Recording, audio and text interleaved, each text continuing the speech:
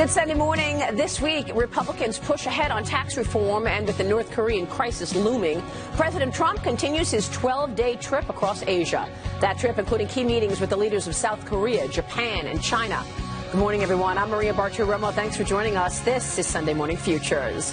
Vice President Mike Pence out making the case for the GOP tax reform plan. I sat down with him for an exclusive interview. Does he think that the White House has the votes to pass a bill?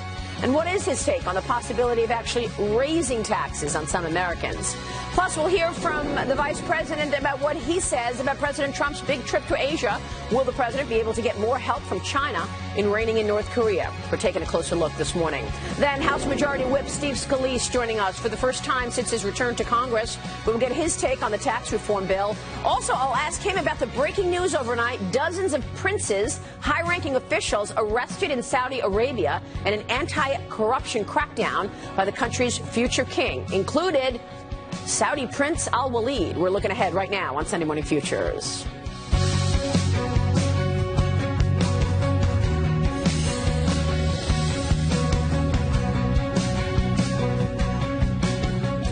And in the next 2 weeks, we are expecting to get the Senate's version of the tax plan. Republicans are putting on the full court press this week after the House GOP put out the details for their tax reform plan. The measure, described by some as the most sweeping changes to our tax system in decades. Vice President Mike Pence was in York, Pennsylvania yesterday to help sell the plan to small business. After his speech, he sat down with me for an exclusive interview. The vice president says that the measure is a great starting point, but there are going to be some changes before it actually gets to the president's desk for signage. Mr. Vice President, thanks so much for sitting down with me today. You bet, Maria. Good to see you. So you released, the House Republicans released a plan. I know you've been meeting with the Senate regularly. Are you expecting the Senate plan to be much different than what the House presented in terms of tax reform? From early this year, we've been in continuous discussions with leaders in the House and the Senate to develop a framework for President Trump's vision for tax cuts and tax reform. And we fully anticipate that when the Senate bill comes forward, it'll reflect the president's framework. Now, there will be changes between the two and changes in the course of the legislative process. But we think the House bill is a great start. We look forward to the Senate bringing forward its tax cut bill. But the key here is that whatever is accomplished reflects the president's commitment to cutting taxes on working families, small businesses, family farms, having a middle-class miracle in the midst of this, cutting taxes on businesses to 20%, cutting taxes on pass-throughs to 25%, and simplifying the tax code so that 9 out of 10 Americans will be able to file their taxes on a single piece of paper. The details of how we do all of that will continue to work through the legislative process, but President Trump's framework has been driving the development of this legislation from the outset, and it'll continue to drive our negotiations. I want to ask you about that simplicity idea. But first, there is speculation that the Senate plan will include a phasing in of that 20% corporate rate, that corporations won't actually see 20% until 2022. Do you believe in that plan? Well, President Trump has made it very clear that he wants to see taxes on traditional corporations, so-called C corporations, reduced to 20%. And he's taken a firm position. Immediately or after 5 years? Yeah, I think we believe it has to happen immediately. And we're going to drive hard. Look, this economy is starting to take off. We've seen the second consecutive quarter with 3% growth. We've seen the stock market setting records one day after another, nearly $5 trillion in wealth that's been created. But President Trump believes to have sustained growth in the days ahead, we've got to let the American people keep more of their hard-earned dollars. We've got to have the kind of tax cuts for middle-class Americans that the president's been driving for, but also we've got to lower taxes on American businesses. We've got to do it quickly so businesses like those here in York, Pennsylvania, who we heard from, will be able to invest those dollars in wages, in hiring more employees, and in the kind of growth that will create even more jobs. Right, and why would anybody invest if they're not getting a 20% rate for 5 years? Well, that's right. And the president also is committed to immediate expensing rather than long-term depreciation on equipment. We really think we're at an enormously opportune moment in the life of this economy. Optimism is abounding all over the country. Unemployment's at a 17-year low. More Americans are working than ever before in our nation's history. And that's why President Trump and I believe that now is precisely the time to pass historic tax relief for individuals and businesses, and pass the kind of simplification of our tax code that'll save people millions of hours and billions of dollars in compliance. You're right. Let me ask you, Mr. Vice President, can you explain this 40% marginal tax rate on earnings between $1.2 and $1.6 million? That's a part of the House proposal that's been talked about, and I know the intention of House leadership there was to recapture some of the lower bracket savings that upper income Americans experience. But that's a tax increase. But, well, let me say, we think the House bill is a great start. But at the end of the day, the American people can be confident that President Trump is going to drive this legislation forward into what we expect to be a conference committee negotiation in the month of December. And we're going to make sure that we have tax relief across the board for working families and small businesses, family farmers, and ranchers. And we're going to make sure that that while it's not going to necessarily lower taxes on upper income Americans, we're going to make sure that it deals with upper income Americans in a fair and equitable way. So you think that might be changed or fixed in committee then, 45.6%? Well, I don't want to negotiate it now, but look, we really do believe the House of Representatives come forward with a good bill that's a great start, and it reflects the overall framework that President Trump has laid out. But when the Senate brings forward its legislation, and as we go into negotiations in the month of December, the President's just going to continue to drive. We want the tax relief here to benefit middle-class Americans. We want the tax relief to benefit businesses so that more jobs can be created and wages can rise. And we want to see the kind of simplification that'll also lift a tremendous burden off of the American people. The combination of that framework and making sure that companies can bring dollars in that are trapped overseas to create jobs here in Pennsylvania and all over America, those will be the driving forces, and then the details will all be part of the negotiations going forward. I totally understand what you're saying, but some people are saying that the people who are actually paying the tax are not getting a tax cut. So if you look at the top 10% of earners, the top 10% pay right now more than 70% of the tax. So are you actually cutting taxes on people who don't pay tax? Shouldn't you be cutting taxes on the people who pay tax? Well, I think the President very much wants to see this tax cut focused on middle-class Americans, and we believe we're going to see a significant tax reduction for working families. When you take the standard deduction for couples and take that to $24,000, the first $24,000 in income is tax-free. Now, the House bill doesn't raise the rate. I know the math that you talk about, but it doesn't raise the rate from 39.6. But 45.6 is raising the rate. The President wants to see us lower the rates on working families, expanding the per-child tax credit, getting rid of death taxes once and for all. We think is going to benefit the ability to transfer businesses and family farms from one generation to the next. But the intention here is not to raise taxes, Maria. The intention here, though, is to focus the tax relief on the middle class, and we believe that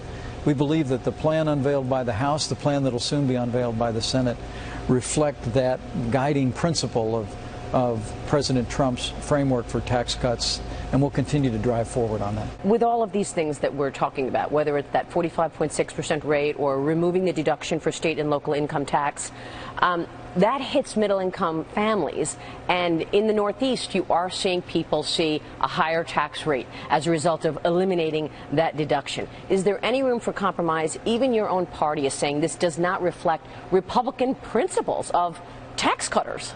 Well, there's always room for compromise. But what the President is not going to compromise is his determination to see this Congress pass historic tax cuts and pass them this year.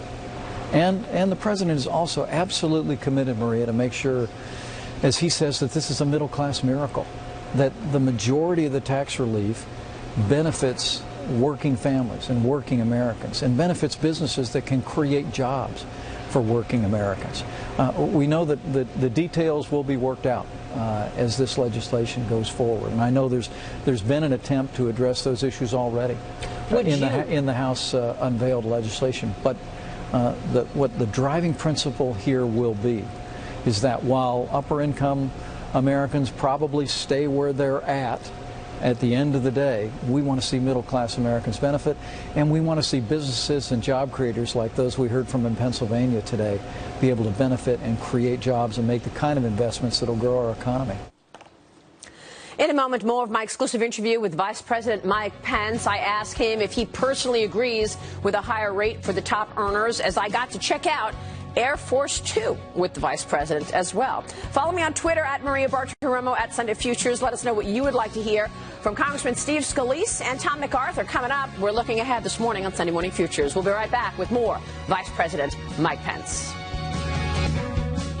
Welcome back. We are talking taxes this morning. Some New York lawmakers have told me they will vote no for the House GOP tax bill. I asked Vice President Mike Pence in this exclusive if he believes they have the votes to get this past the finish line, given the pushback on higher rates for some Americans. You personally, Vice President Mike Pence, would you agree to a 45.6% rate for the highest earners?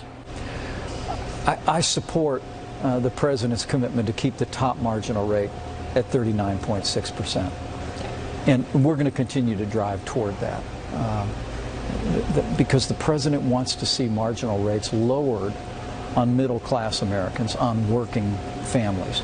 And I think at the end of the day, when this process comes to fruition, the American people are going to see not only the largest tax cut in American history, but they're also going to see a tax cut that really focuses on empowering working Americans to be able to have more dollars in their pockets, empowering businesses, large and small, to be able to invest in ways that will create jobs. And I look forward to supporting it and championing it all over the country. Do you expect mobility as a result of this plan? In other words, some people are saying, look, there's going to be a mass exodus out of New York, because why would someone in New York say, oh, I'm losing that deduction, now my rate is 53% when you account for state and local taxes, and not go to Florida where they can get a 25% rate and no income tax?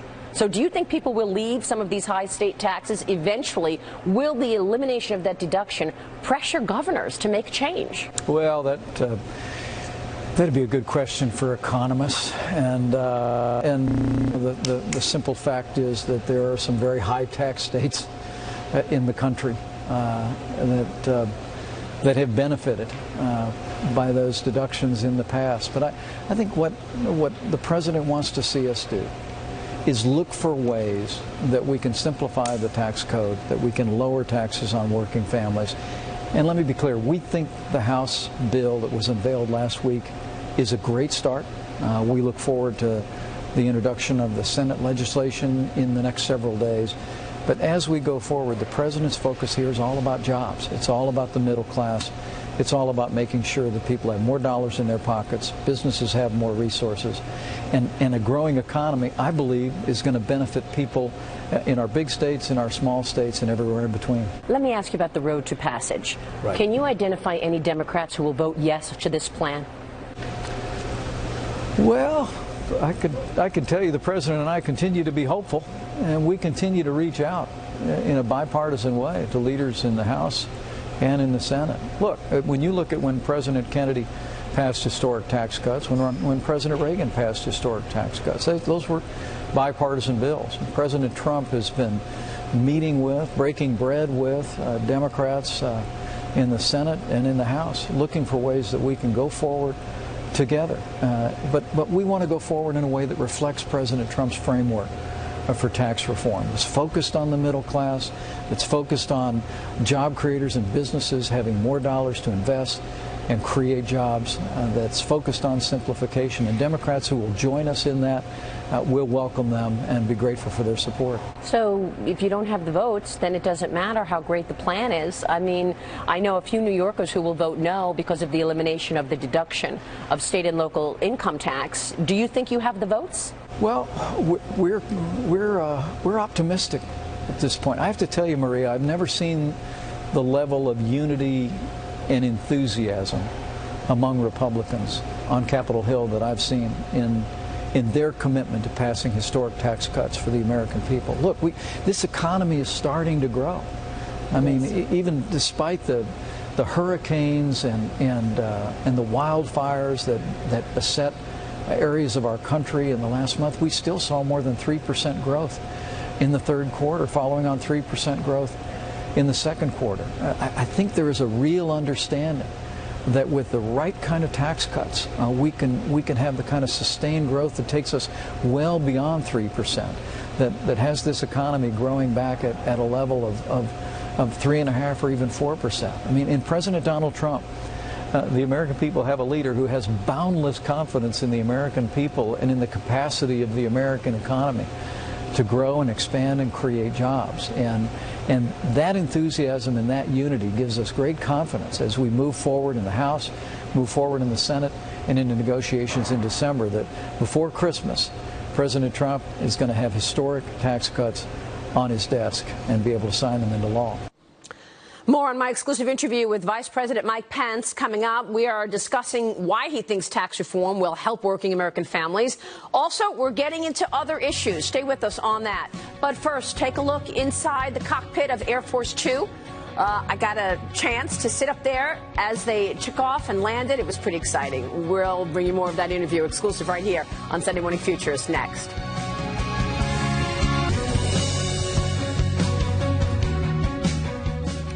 Welcome back. The House GOP tax plan makes changes to some of the most popular deductions and credits for millions of American families. But many Republicans, including Vice President Mike Pence, say middle-class taxpayers will see the most benefit. Watch.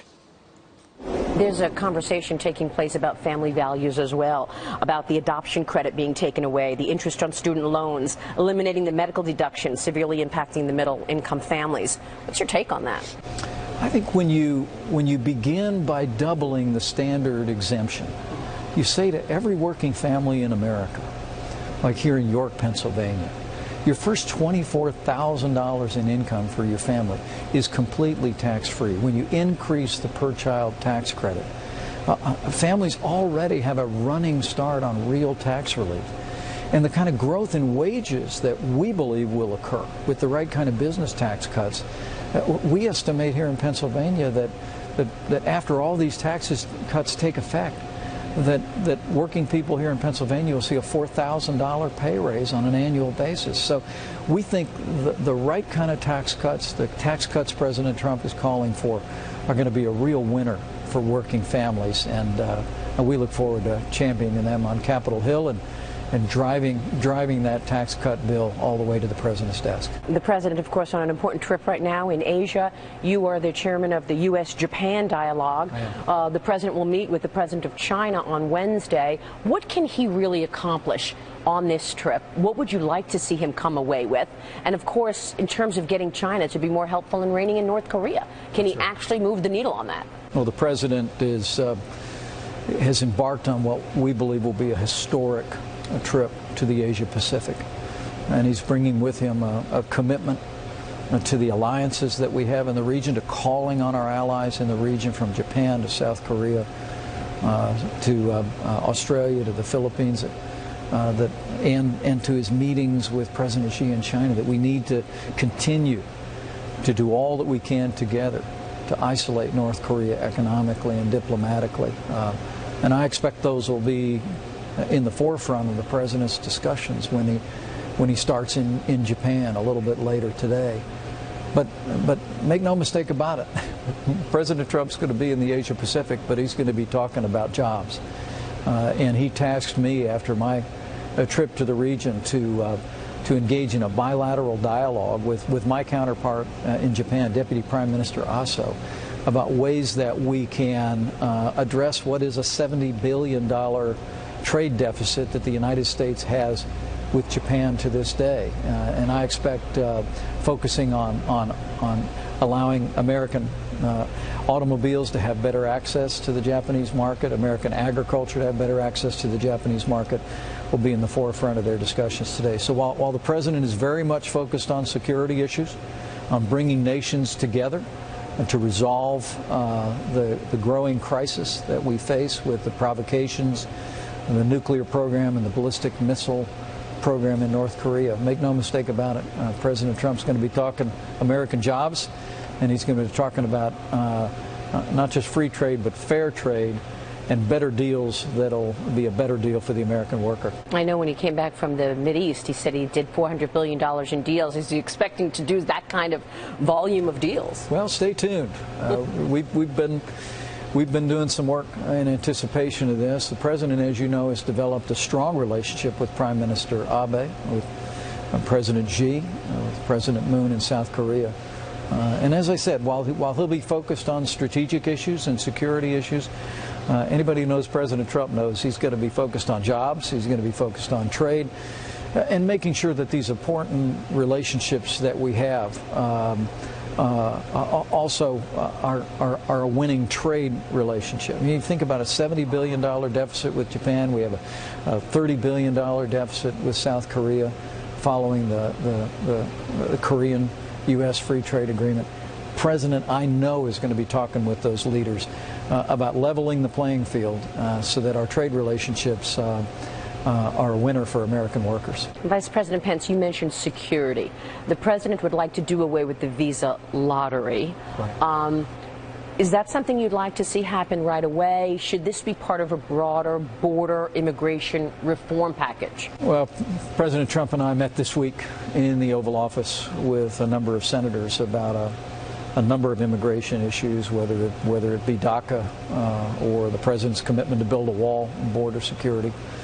And the President added to that list this year his desire to see us end the visa lottery program that was the very means whereby the New York terrorist was able to gain access to this country. But we need ultimately to move to a merit-based system in this country. We ought to be asking the question of what are the needs of our communities and our economy in our immigration program.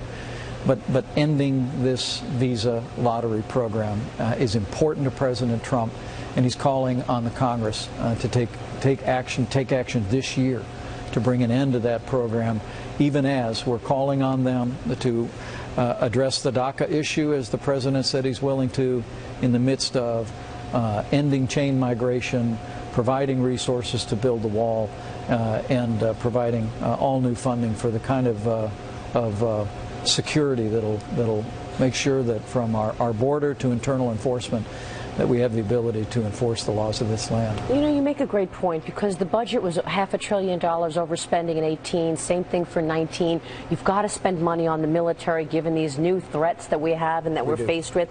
And yet, the deficit hawks are saying, when are we going to get our arms around the debt and deficit? So when does that become a priority?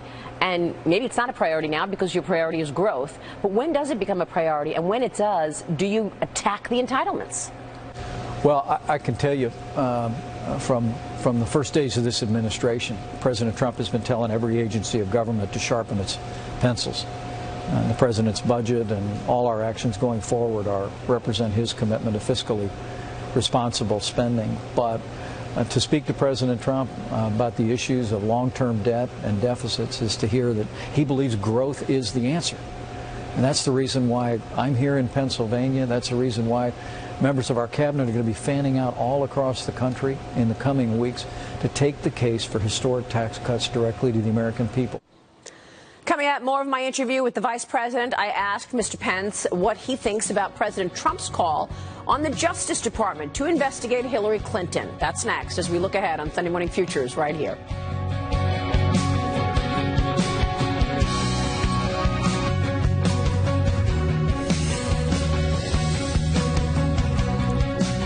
Welcome back. President Trump making headlines this past week by calling on the Justice Department and the FBI to investigate former political rival Hillary Clinton and the Democratic Party. I sat down with Vice President Mike Pence and asked him what he thought about some of the criticism the president has received as a result. The president has also been tweeting about the DOJ. People are scratching their heads. They don't understand. He's the president. Why does he have to tweet the DOJ should look at this? Is it appropriate for the president to ask the Department of Justice to investigate his political enemy, Hillary Clinton? I think the one thing people here in Pennsylvania like about President Trump is you always know where he stands. He speaks his mind, and sometimes he tweets his mind. And think the president said as he was leaving for this trip to the Asia Pacific that he just thinks he'd like to see the DOJ just do their job, and I believe that the American people understand that and respect that. But they can be assured, as he travels overseas, being a champion for American security, being a champion for American jobs and better trade deals, as we continue to canvass across this country, we're going to stay focused on the issues that really matter most to the American people, which are security, prosperity, and I believe at the end of the day we're going to make America prosperous again, we're going to make America safe again. Is the DOJ doing their job? We're going to continue to see the growth. Is the DOJ doing their job? I think the president expressed that he'd like to see them do their job in a broad range of areas, and you know, I'll leave it at that. I think he's expressed himself very clearly, Maria. Mr. Vice President, my final question. It was 1 year ago this week that you were voted into office. Congratulations. Thank you. Have you changed? Has the president changed in these 10 months? Well, it's been an incredible experience for my little family to be able to be a part of this administration over the last year, to have been a part of a historic campaign that won states like here in Pennsylvania. This is a president who, on that election day, won 30 of 50 states. You know, more counties than any candidate since Ronald Reagan. I mean, literally turned the blue wall red across the heartland of America. But I think the great thing 1 year on is that while there's been so much change for the good in America, that President Trump hasn't changed at all. I had someone stop me on a rope line the other day, shook my hand, and they said, "Don't those people in Washington know that we don't want him to change?" And the great thing about President Donald Trump is he hasn't changed. He continues to speak straight from his heart, straight from his mind. He continues to drive forward to keep the promises that he made to the American people. And it's the greatest honor in my life to be some small part of that. Thanks so much for joining us. Thanks, Maria. My thanks to Vice President Mike Pence. In a moment, the pushback. Some Republicans are raising concerns over the House bill. Up next, I'll talk to New Jersey Congressman Tom MacArthur. He'll tell me why he's not fully on board. We're looking ahead right now on Sunday Morning Future. Stay with us. Welcome back. Well, we just heard from the Vice President Mike Pence, telling me in an exclusive interview that he is optimistic that the tax reform bill will pass and become law. Not all Republicans, though, are on the same page on this, particularly those from high-tax states like New York. They are saying eliminating some of the deductions proposed in the plan will hurt their constituents. Joining me right now, New Jersey Congressman Tom MacArthur. Congressman, it's good to see you. Thanks so much for joining us. Oh, my pleasure, Maria. Good morning. Will you vote yes to this bill? Well, yes. You're going to be surprised by that because I heard the introduction, but the reality is, Maria, I spent the last 3 days actually looking at this $10,000 cap on property taxes, and I came to the only conclusion I think anyone who really looks at it can come to, and that is that we just got a huge win for middle-class taxpayers, even in high-tax states like mine.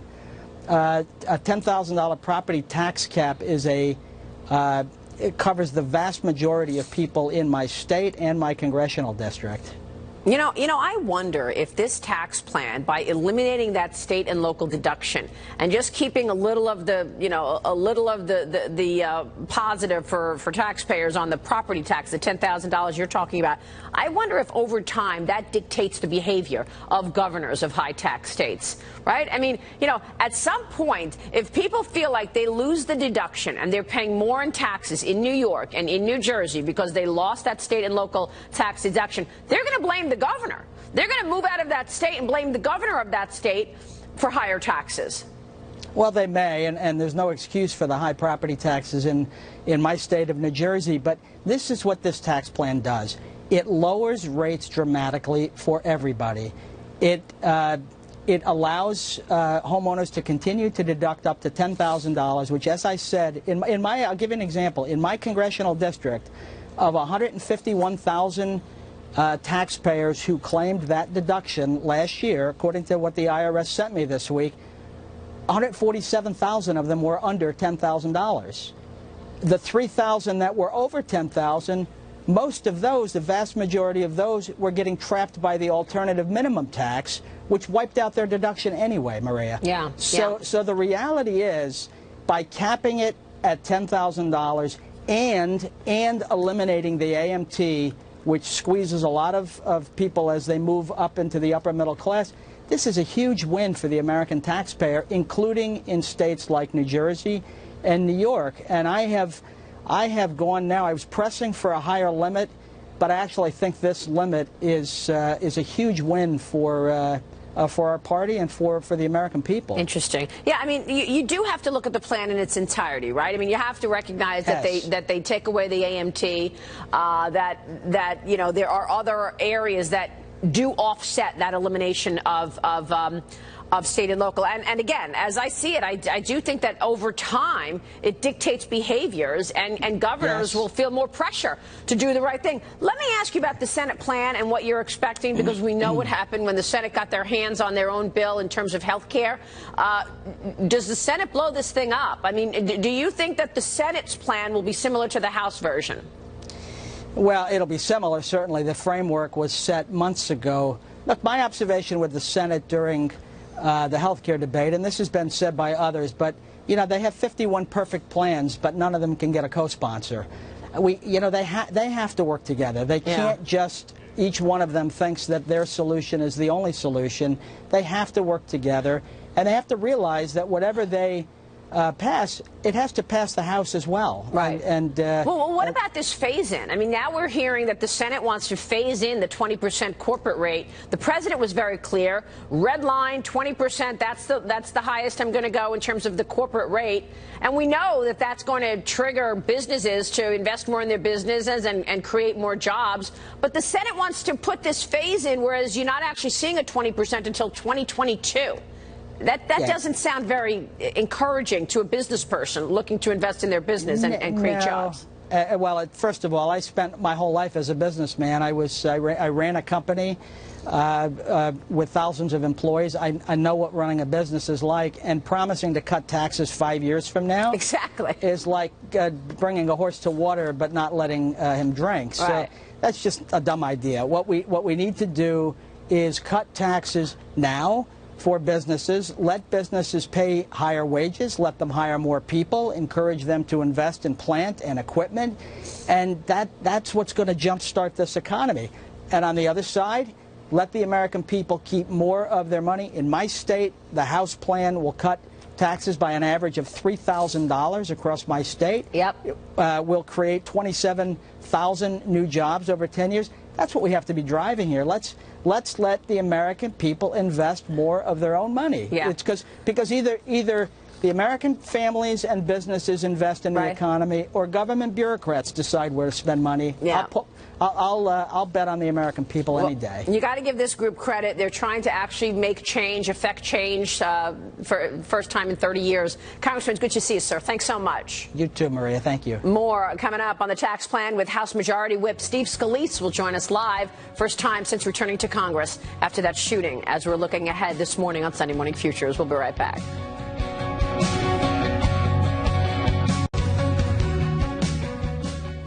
Well, it's been 5 months, and 5 months after surviving being shot on a baseball practice field, House Majority Whip Steve Scalise is back on Capitol Hill. Congressman Scalise spent months in recovery, and after overcoming that battle, Scalise is now focused on unifying his party on tax reform. Let's bring him in right now to talk about it. Thanks so much for joining us this morning, Congressman Scalise. It is so good to see you again. So great to be back with you, Maria. I missed you during those months. Oh, my God. Congressman, we were all so sad to watch what took place. I don't know if you realize you were on this program the Sunday before that horrible situation. Tell us, first off, most importantly, how are you doing, Congressman?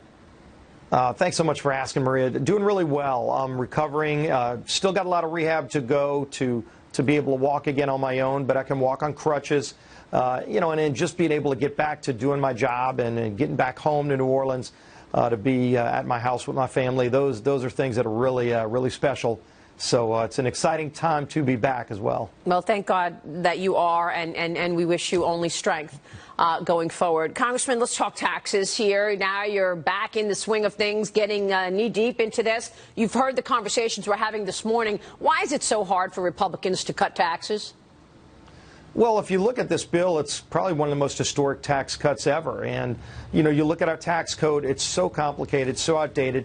It's been since Ronald Reagan was president that we had this kind of tax cut plan, and this is really going to benefit the middle class, and it's going to allow us to bring jobs back to America, to make America competitive again. So there's a lot of good things for everybody in this bill. Most importantly, if you want to get the economy going again, nothing we can do quicker than to pass this tax cut and jobs bill. Yeah, and I congratulate you and the members and the leadership for actually taking a crack at something that hasn't been done in 30 years, because we know that changing the tax code will, in fact, move the needle on economic growth. What I'm noticing, though, are these opportunities to come up with so-called pay-fors, or opportunities to come up with ways to pay for the tax cuts. And one of them is this little hidden gem that I discovered this weekend, and that is the 45.6% tax that the tax writers put in there on income of between $1.2 and $1.6 million. That's a tax increase, Congressman. Are you going to fight that? Are you going to change that, or what? Well, first of all, Maria, the highest rate in our bill and current law is 39.6. Nobody is increasing that. I think what some people are looking at is how quickly people move into the lower brackets. And so for most families, the first $90,000 of your income will be taxed at the lowest rate. That's going to be an historic tax cut for the middle class. Plus, we double the standard deduction from $12,000 up to $24,000. Big benefit to working families. When you are looking at the higher income workers, it's not until the 25% rate that they start seeing that tax cut. So they're going to get a tax cut. There is no 45+% rate. What we're also doing, again, eliminating the alternative minimum tax. That helps a lot of families. But we're cutting corporate rates. If you look at the corporate rate going down to 20% in our bill, that's going to benefit the economy. It's going to benefit all these companies that have moved overseas to move jobs overseas. They're going to be able to come back. We repeal and phase out the death tax, Maria. Complete repeal of the death tax in this bill. That's going to benefit a lot of those families you're talking about in those higher income brackets, as well as the small businesses, the family farms. That's going to save. I mean, one of the most egregious taxes in our code is the death tax. We get rid of it in our bill. What I'm referring to is what the Wall Street Journal wrote about this Friday, and they say for a single person earning $1 million and couples earning $1.2 million, the benefit of that 12% rate is phased out. And it's phased out by $6 on every $100 in income until the 12% rate relief has been clawed back. So, at the end of the day, a married couple would thus face a 45.6% marginal rate on earnings of between $1.2 and $1.6 million, Congressman. Well, I think they're looking at that one bracket from $1.2 million to $1.6 million. But again, the highest rate in our bill is 39.6%, which is current law. There are more people that are going to be able to take advantage of lower rates, even when you're a high-income earner. So if you look at that, they even made some comparisons to Ronald Reagan's tax cuts. Ronald Reagan's tax cuts did the same thing. And again, lowered rates for everybody. They had a higher rate than ours, but ultimately we lower rates for everybody. And again, when you talk about lowering the corporate rate to 20%, getting rid of the death tax, getting rid of the alternative minimum tax, that benefits everybody. Definitely benefits middle-class families, blue-collar workers a lot more than anybody else, but it helps jumpstart the economy. You know, we've been struggling at less than 2% growth under Barack Obama. Since President Trump came in, it's actually gone up because President Trump has done a great job at rolling back some of these radical regulations. But if you talk about real economic growth, and I'm not talking about 3%, I'm talking about being able to approach 4% economic growth and more, that's achievable under President Trump in his leadership and is working with us in getting these tax cuts put in place immediately. Yeah, and the regulatory story is really nothing short of outstanding. I mean, the fact that he has dropped regulations by 30% or more. Real quick, Congressman, before you go, I got to ask you about what's taking place in Saudi Arabia. The new crown prince, the future king, has jailed certain princes and ministers for corruption. He's obviously, I was just there, I just got back from Saudi Arabia, and he told me about, you know, his new vision, allowing women to drive and getting foreign capital in the country. He even put in jail Prince Al-Walid. What's your take on that? I know that the President Trump, is close with the crown prince as well. Right, but I think if you see what President Trump has done on foreign policy, he's encouraged all of our allies to participate in new democracies, to continue to strengthen their democracies, and we've helped them. Each country's different. Each country has culture changes that they've got to go through to get there. But I think you're seeing us encourage all of our allies to continue to improve, and it's reaping benefits. I could see that. Congressman, it's great to see you. Thanks so much for joining us this morning. Great being back, Maria. Good to see you. Take good care, Congressman Steve Scalise. I'll see you tomorrow on the Fox Business Network. Have a great weekend, everybody. That'll do it for us on Sunday Morning Futures.